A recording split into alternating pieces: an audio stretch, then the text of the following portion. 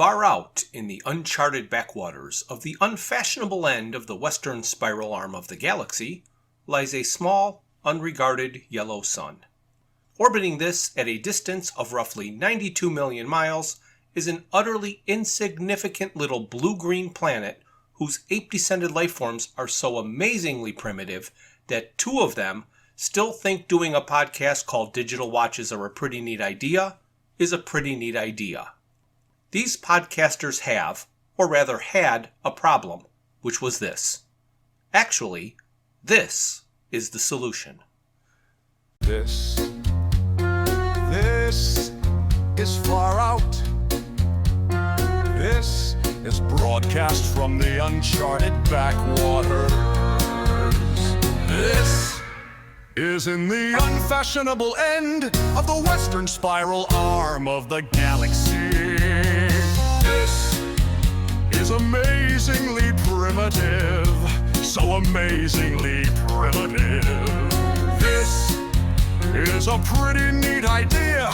Digital watches are a pretty neat idea.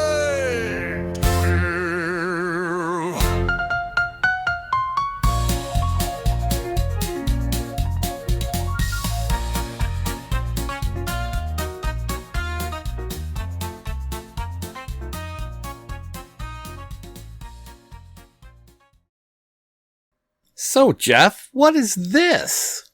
Well, Brian, this is all going down the toilet. It sure looks like it is. With our friend Rifle assisting us. Yes. Encouraging us. Tremendously. So, Dirk Gently's Holistic Detective Agency Salmon of Doubt comic number 8 by IDW is subtitled, of all things, Deep Thought. Yes, another little Easter egg, I suppose. And it is, I'm guessing, a regular-sized toilet with itty-bitty people. Well, we could have been transported to another universe. That's true. You never know. So there's two Dirks, a Sally, and a Rifle. Normal Dirk and our Sally are running down the toilet that is being flushed at the time. Rifle is rappelling from the rim, shooting at them with his rifle. And the other Dirk, the Yellow Jacket Dirk, is got giant hands. He does. Actually, Rifle looks like he's using a submachine gun of some kind. Or yes, it does. Some kind of machine gun. Yeah, there are a lot of shells being ejected out the top. Yeah, I would think so. Has Dirk got something in his hand up there? What is that?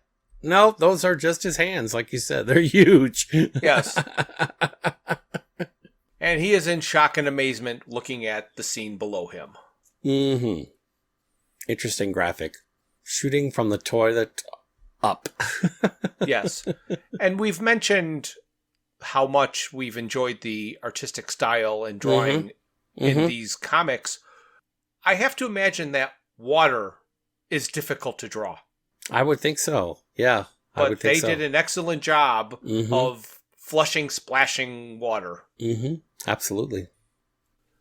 Well, since that seems to be it in a very simple cover, we're going to go to page 1. The previously on page. So it seems that the previously on page is almost identical in every issue with additions to the end. Exactly. So once again, it starts out with, I wanted to use Reg's time machine to investigate my childhood. But Sally was transported to an alternate timeline and met rowdy people, 3 or 4, whilst I met a sister and a brother afflicted with pararibulitis, avoided an old friend, Colonel Riggins, ran into an overprotective father named Simon Black, whose daughter Farah needed help, so I called in other Dirk, only to run into an underbrained sergeant named Friedkin, and then was reunited with Sally. Remember, everything is connected. Right. So we're going to have you do a summary of where we ended last issue. So, as we recall, Dirk and Sally went to the facility They were dropped off by the Rowdy Three, and as they were about to exit the facility, they were approached by our friend Rifle. Yes. Saying something like, "You're not supposed to be here." They were trying to bluff their way out, in part by referring to Sally as a senator. Right. So we'll see on page 2 if there's any new players in this episode. So per usual, we have 2 different Dirk Gentleys. We have a Sally Mills, a Farrah Black, a Todd Brotzman. We have the Rowdy 3 times 4. We have Riggins. We have Friedkin. We have Isaac Newton. We have Pease Bottom the Goblin. And of course, we have Schrodinger's cat, Bernice. Of course, we also have Professor Regis Chronotis. Chronotis? Chronotis. That sounds better. Chronotis, yeah. Yeah. Regis Chronotis. He's not a disease. And then we have one new character and one newly drawn character. Yes. That would be Dorian, listed as the landlord drugtastic. Okay, yep. And we have Kimberly, Princess Catastrophic. But this time she's drawn as if she were a gentle waif. Yes. A normal child. Yes. Not the insane catastrophic princess that was controlling Peasbottom, who was begging for help an issue or 2 ago. That's correct. Okay. So we will go to page 3. The first page of the story.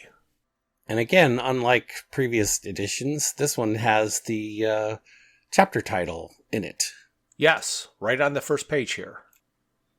And this is a giant full bleed of Friedkin being, as he always is, very confused. Yeah, we're looking right down the barrel of his, well, I'm assuming that's his handgun. And he's rubbing his temple as he's trying to define for himself what he's to do next. Right, because he's trying to figure out if these are real senators, or if they're infiltrators, or if they're spies. And should he salute them, or should he shoot them? And he's going back and forth on what would be the worst consequences of all of his decisions of shooting or saluting. It's always black and white with this guy, isn't it? It is. It's on off. There's no blending of the hot and cold. Mm-mm. And make a joke about you and you don't even react. Oh, did I miss it? I did miss it. What was the joke? You said it's either black and white. I said it's either on or off. There's no blending of the hot and cold.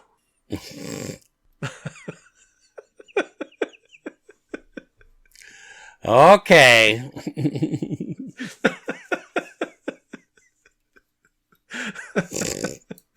For those of you who've not driven in a car with Brian. Yes, they wouldn't have gotten that one, no matter how far down the road they'd ridden. Well, in my defense, I've always thought of my car as my instant air conditioner.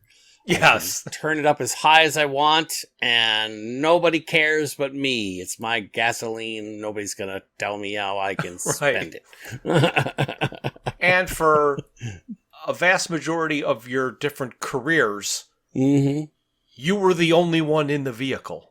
That's true. That's true. So there was nobody else to take into consideration of how hot or cold things got. Right. Hundreds of thousands and hundreds and thousands of miles driven by myself, But of course, now I own these fancy cars, which have their own little zones, and everybody can choose the temperature that they like to be.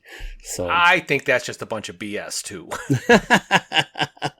Because there's no walls. Yeah, well, it works for my wife and I. I mean, I do let her control the temperature as much as I can.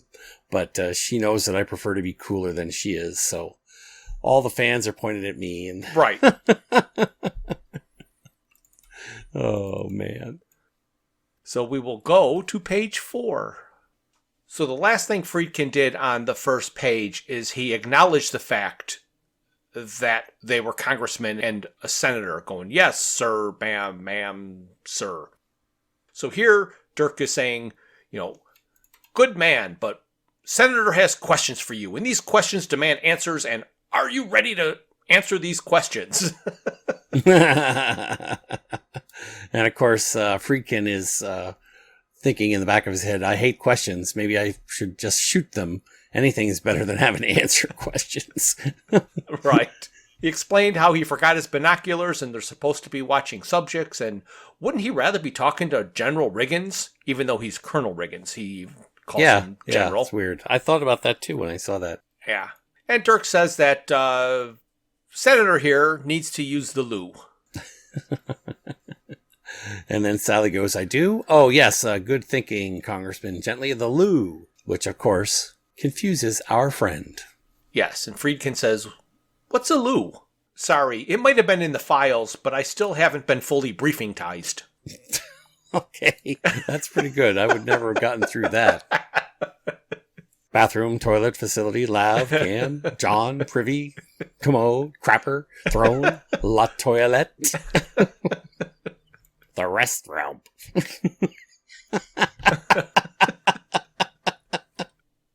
And now we'll go to page 5. Friedkin admits that, restroom, that I know. And Sally grabs hold of Dirk and says, you're going to have to come with me for security reasons. It's a matter of military security, Sergeant, she says to Friedkin. They stroll off towards the bathroom. Yes.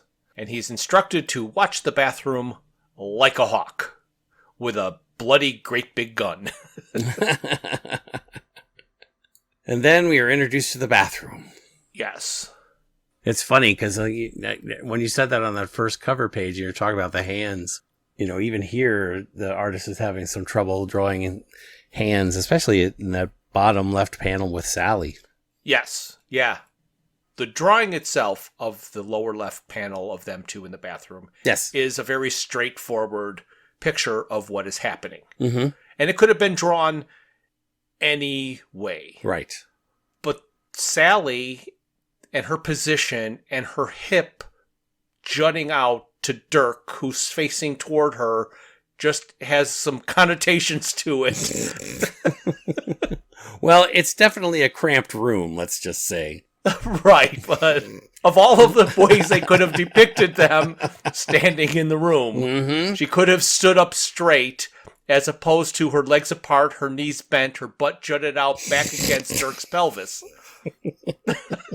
Could you have been more graphic about that? And she has a determined look on her face, like she's trying to get something accomplished. Right, exactly. But unfortunately, again, her hands just look really weird. Yeah. Nice change of subject. So on to page 6. I can't imagine this is going to get resolved the way that Dirk thinks it is, but okay, let's figure this out. If the cover is anything. Yep. So now that they're in the bathroom, Dirk tells Sally to, quick, get in the toilet. You have to get in the toilet. Don't ask questions. Trust me. This is how it works. I've been doing this for days. Come on. Even that numpty will eventually figure out something dodgy is going on. And Sally goes, you've been sticking your head down foul bogs and flushing in order to look for me for days? He's like, obviously. I figured out my head needs to be in contact with the water. That's the best way. Obvious, actually, once I thought of it, because that's my special gift. Mr. Microwave, we need you, says Sally. Right, so Sally knows that she's been traveling by touching TV screens. Right. And she just gets dragged back to that room. Right. Just by walking through a door. Right. So she's never had to stick her head down a toilet except the first time when she was in the shower or whatever happened. No, or was it the faucet? She just did the water on, right. off, The water. off. She was washing her hands in the one bathroom in Reg's original bathroom when she got taken away. Yeah, so we're going to hope that when Sally washes her hands here, they're going to get taken away and Dirk is just going to get there with wet hair. Oh my gosh. So we'll go to page 7. Well, you were right, man. Right on the money. Hey. So as we see, they do make it back to the Mr. Microwave. Mm-hmm. And as it's happening, Dirk is still trying to convince Sally to come back and get in the toilet with him. And our Mr. Microwave says, I hear you, Mills, Sally Mills. One transportation to the room between worlds coming up. And Dirk is like, who was that? And Sally goes, hang on. Yes. And then our friend Mr. Microwave says, welcome back, Mills, Sally Mills.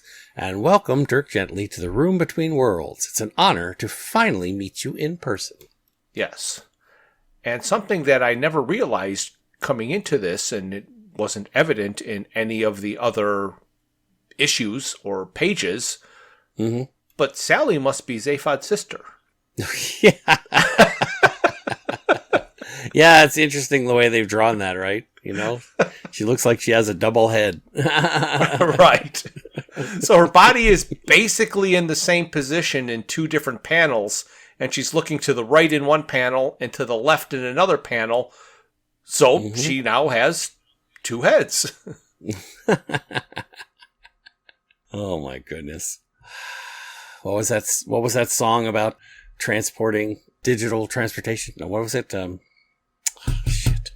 There's a couple of them. There's two of them. Yeah. I went through with Sally, remember Somebody that song? in Meg. Yes. Meg is Right, one Meg. of them.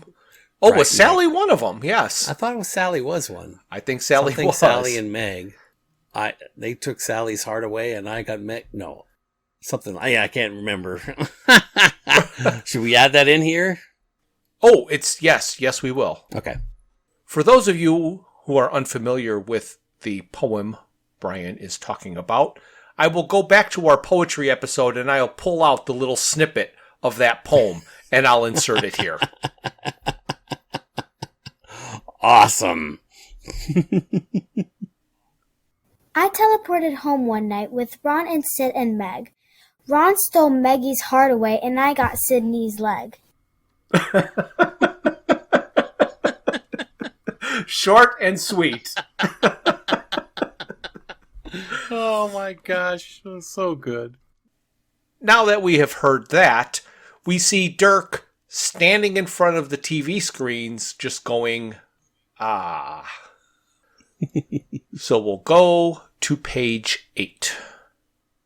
Here's that line again, whether it's I want to say it's the line from The Jerk, but why is it being repeated again?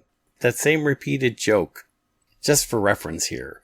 The next page starts with a top panel that says, meanwhile, outside Todd Broadsman's apartment building, and there's a picture of Todd's car. Right. It's been totally destroyed by some kind of instrument. Yes. And there's a small panel that says, man, that landlord really didn't like Todd's car. Yes. Yes. It is very similar again to he hates oil cans. Yeah, exactly. So now I'm wondering whether that's an Adams joke or whether that's somebody else's joke or just it's an old joke that's been repeated a million times. I'm guessing it's an old joke that's been repeated a million times, but we've got a very narrow exposure to it. Oh my gosh. So Dirk is approaching. What we can see over the door is the Ridgely building. And he says that it's time to Dirk it up and rings the doorbell. And a man answers, who we learn is the landlord, Todd's landlord, from the cast of characters page. Right. And of course, this is the Yellow Jacket Dirk from the television show. Yes. And he introduces himself and says that he's new here and he would like to hire a home in your charming block of flats. Which he has no idea what he's talking about. Oh my gosh. He says, ideally, on the floor above Todd Brotzman's. Also, do you know anything about the history of this building? Oh, is that marijuana? I heard it was legal here. May I come in and try some? And of course, the landlord freaks out at the name of Todd. Yes. His eyes get really wide. Joint falls out of his mouth. That'll happen. It will. I have got more burn holes in my pants. Oh, All my right, so we were goodness. going to go on to page 9. Oh, my. Wow. Talk about your graphic impact. Well, it appears that Dirk was invited inside to try marijuana for the first time, and he goes on a very long rant, which I'm not going to do here, which basically starts saying... He does call him a conservationist instead of a conversationalist. He was told that marijuana was going to make you relax, but he's normally a relaxed person. And then he goes on and on and on about getting the munchies and how much he eats and how things are named and how the landlord is a good namer. And they slowly fall asleep. Right. And this page has quite the visual impact. It's 5 vertical panels that go from top to bottom.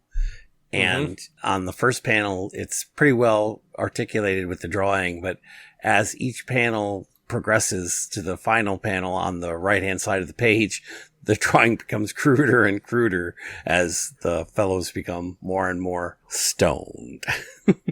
Yes. So we will go to page 10 and page 11, our first double page of this issue. I would like our listeners to experience the discovery the way we discovered it. So rather than just summarizing it, even though it is quite wordy, I think we should just at least read the top panel. Okay, so on this double page, it starts off elsewhere in the room outside of space and time. It's a conversation between Mr. Microwave, Dirk, and Sally. Yes. Dirk starts off the conversation. So you're some sort of interdimensional watcher, a machine, a computer thing? I was constructed in the first instance to figure out the question. And Dirk scratches his chin and says, what question? Exactly. There are so many possible ones.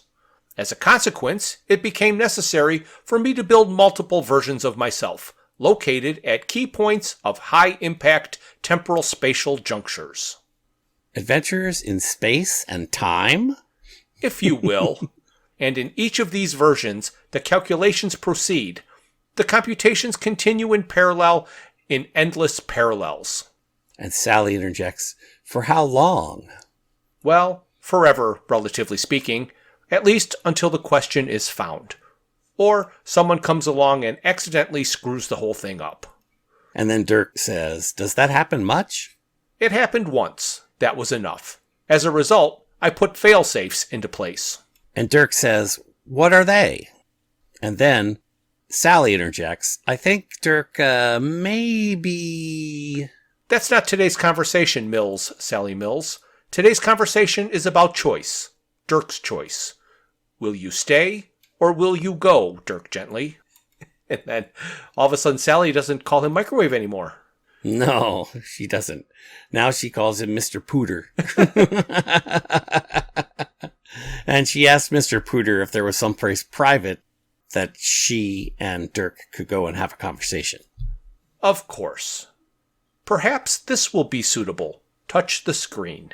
And they touch the screen and their bodies become elongated and stretch into the image. Wahoo! With a wahoo! So we'll see where they go on page 12. No, we don't. Uh-oh. No, we don't. never do. No, we never. They always have these cliffhangers of where'd they go? Oh, you're going to have to wait. So we have jumped to a magical fantasy land where we get to see the chaotic princess. What's her name? Kimberly.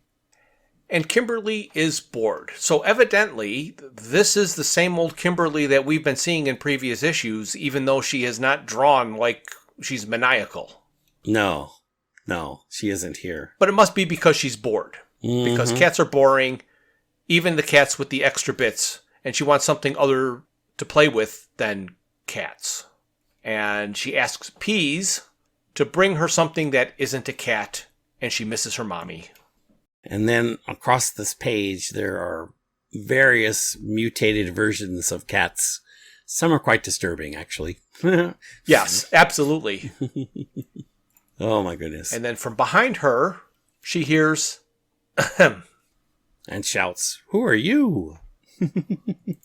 Well, let's see if they do it to us again. Are we going to find out? Back to the on other page 13? Page 13. We do! Lucky 13. So the new arrivals happen to be Sir Isaac Newton, all decked out in his regalia, and Reg. Yes, he's now a full-fledged knight with every accoutrement required therein. And they introduce themselves and have a little argument over whether Reg should be called a wizard or a vizier. But they're telling Kimberly that they have come to take her back, to offer her escort and safe passage back to the land of her birth. And Kimberly looks at her with forlorn eyes and says, "You can take me back to Hoboken?" Hoboken. Of course it's New Jersey, right? Yeah, of course it's New Jersey. Everybody from Jersey is a little twisted. That's true. Oh my gosh. So we will go to page 14. So this is a 4-panel page.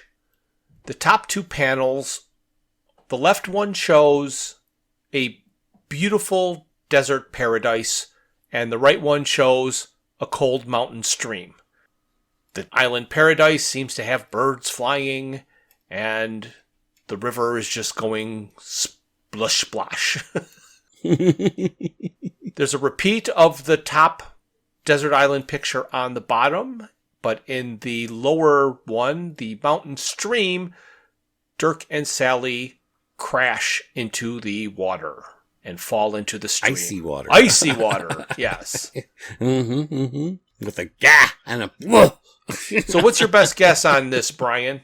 Well, I think this is, maybe it's where they expected to go and then where they actually ended up. I think so. That's the only thing I can think of. Yes. Yeah, you could not see anything on the screen she touched. It was mostly just a blank blue screen. Right, exactly. So it is really weird. I mean, obviously, when we both flipped the page here, I was a little stunned. I didn't know what was going on. But here they are in a cold winter scene in a stream. Right. So we'll check out page 15. We finally see the salmon. So Dirk and Sally are sitting around a fire trying to warm up after falling in the icy water, and Sally is basically apologizing to Dirk, saying, "Sorry, I don't know how this happened. I chose Mauritius in 1650, wanted to take you back to see the last dodo. I know how much you love them. Stupid microwave pewter man sent us here. Where even is here?" I'm going to guess that it's just a total 100% non sequitur reusing jokes, because I'm trying to figure out if there's any way that Sally knows Reg was responsible for the extinction of the dodo. No, I don't think she would. But she knows how much Dirk likes them. Like, what does that have to do with anything? Like you say, I think it's a regurgitation of the joke. But the island or wherever they showed did not have a dodo bird. Didn't. But presumably that's where they would have found one had they landed there, I guess. I don't know. And in the bottom panels, we see our salmon swimming upstream to their original home. See the air quotes when I said that? Yes. And I could hear your creaky joints. Yeah, my creaky joints. And on each of the lower 3 panels, it says, "Home, home, home," with salmon swimming upstream. Yes. Where they should be saying, "I don't think so." Well, they have a lot of doubts, but yes. What are you going to do? These are the Salmon of Doubt. Oh my gosh. That reminds me of my favorite joke. And I pulled it off so smoothly when I was on vacation this week. Oh, did you? Do tell. No. Well, if you tell a joke the way it was originally told to you, that's a certain type of skill and you learn how to do that. But if you can fold a joke into a conversation and say the same thing and get a huge laugh, well, that's a whole nother idea. Oh, yes. But the joke was about the unknown tribe of African pygmies. The Fagawis? Yeah, the Fagawis. Okay. You worked that into a conversation perfectly. And when I said they were jumping up and down in the grass saying, "Where the fuck are we?" Everybody just started dying. Oh, it was a pinnacle of my performance this week. Wow, I am impressed. Because the joke, it obviously is a joke. You don't just start talking, like the explanation of the lost pygmy tribe that they come upon is usually such a non sequitur, it has to be a joke. Right. But if you can somehow blend that right in so it isn't a jarring change of subject, that's some brilliant pun, if you will. Well, I do prefer that as wordplay, right? Okay. But you're right. It works either way. Yes. So we will go to page 16. And 17. And 17, yes. So on this page, Dirk and Sally have now walked away from the fire, and they're trying to figure out where they are and what's going on. And there is salmon all saying home, jumping up the water. Oh, so that's the one thought that the salmon have in their mind, right? Right. Home, home, home. It's quite beautifully drawn. Again, quite a graphic scene here. But in the lower part of the page, you can see Sally and Dirk are having a conversation. And Sally says, "What's happening?" Dirk says, "Alaska." Ask me what? No, I'm answering your questions in order. We're in Alaska, and this is a salmon run. And then Sally says, "They're swimming up a waterfall?" It's what they do. It appears that all of these salmon are single-focused to get home, and they will do it by whatever means is necessary. Mm-hmm. So we will go to page 18 and 19. What do you think? Can you summarize? Yes. Dirk takes Sally to school and then has a breakdown. Well, that's about sums it up. Actually, this is an interesting panel. I would not call this one graphically attractive in any way. In fact, I don't really like the panel the way it's drawn. No. But it starts off with the etymology of the salmon.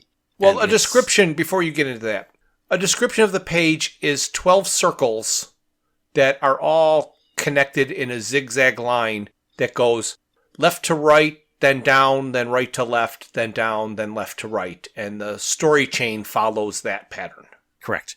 And the first four panels describe the salmon as it grows and becomes a smolt, which actually goes into the salt water. And then they do a dumb joke about the sea. Yes. CT. Yeah, oh yeah. And it goes on from there to the bottom four panels, which are probably the only important ones on this page, suggest that the salmon are a part of the interconnectedness of the world. That's how they manage their lifestyle. And then Dirk interjects. Yes, salmon are hardwired into the universe following the Earth's magnetic field. And then a play on what Dirk always says is Dirk says they may not know why, but they always end up where they are supposed to be, and confesses to Sally that he is not as certain as a salmon. Hence, I guess he has doubt. Okay, now we get it. All right. So we'll go to page 20. So this is the last page, even though it does not say it's the last page. Correct. So here we have a silhouette of Dirk and Sally sitting in front of a mountain, and they're having kind of a heart-to-heart because Dirk is really troubled by his realization that he doesn't know his place in the world, And the salmon actually know their purpose and know where they belong and know where they come from. And he, by contrast, is a fish consumed by doubt. And he might have saved the world, but what is the word world when you don't know your place in it? And Sally asks him, now that he has found these other worlds and these other people like him, is this where he's going to make his home? And he tells her that it's tempting, but he has one last clue to follow and one last connection to make, and this one is for holistic detectives alone, and asks Sally if she will wait for him. And on the bottom of the page, in stark black and white, we see our buddy Friedkin staring at the door of the bathroom saying, sir, still watching like a hawk. Sir? So Friedkin is still there. Yes. But what I find the funniest of all of this particular picture, it's the bathroom, and we've already established that they're in the United States, but it's marked, they say. Or WC. Yes. The French version of the toilet. Which doesn't make any sense at all. They're in the water closet. Oh, the water closet, yes. And that is the end of this issue. It is. We've come to the end again, Jeff. We have. How do we always do that? It's something because we get through 20 pages. Yes, 20th page, and we've made it there again. Every time. Yes. So, Jeff, now that we have made it to the end, what's next? I think the only place to go is issue 9, the last and final issue of the Dirk Gently Salmon of Doubt detective comic. Well, that'll be interesting. I hope so. Is there anything after that? Or is that the end of it all? It will not be the end of it all. After the comic, we're going to take a little diversion to what we'll call a Douglas Adams adjacent property. Right. Something that was directed by him or initiated by him, but not actually written by him. Correct. And we'll see if we can figure it out, but we'll obviously confirm what that is at the end of next episode. Are you saying that this is the end? No, you did.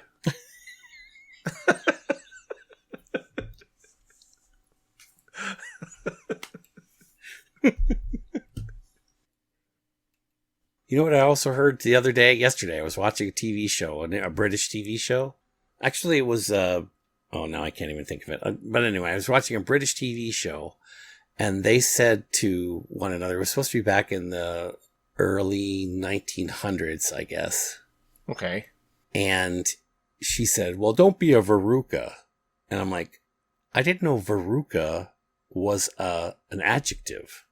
I always, veruca, the only veruca I know is from Willy Wonka and the Chocolate Factory.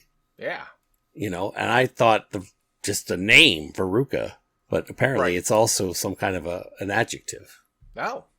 I haven't looked it up yet, but I will. And it's also a band named after the character. Really? Veruca? Yes, Veruca Salt is the character in Willy Wonka. And Veruca Salt was named after the character in Willy Wonka and is a band from the 90s. Oh, really? Grunge band. Interesting. Thank you for listening to this. A new episode is released on the first Thursday of every month. Visit our website at digitalwatchesareaprettyneatidea.buzzsprout.com. While there, you can find links to all of my Hitchhiker's Guide to the Galaxy inspired t-shirt designs. You can contact us via email at digitalwatchespodcast@gmail.com. You can find us on YouTube and Facebook at Digital Watches Are a Pretty Neat Idea. You can message us on Twitter, or should I say X, at Watches Idea, and our Instagram is Watches Idea Podcast. This has been a Fruits for Thought production, darling.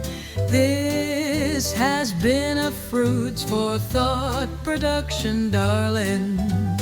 This has been a Fruits for Thought production, darling. This has been a Fruits for Thought production, darling. This has been a Fruits for Thought production.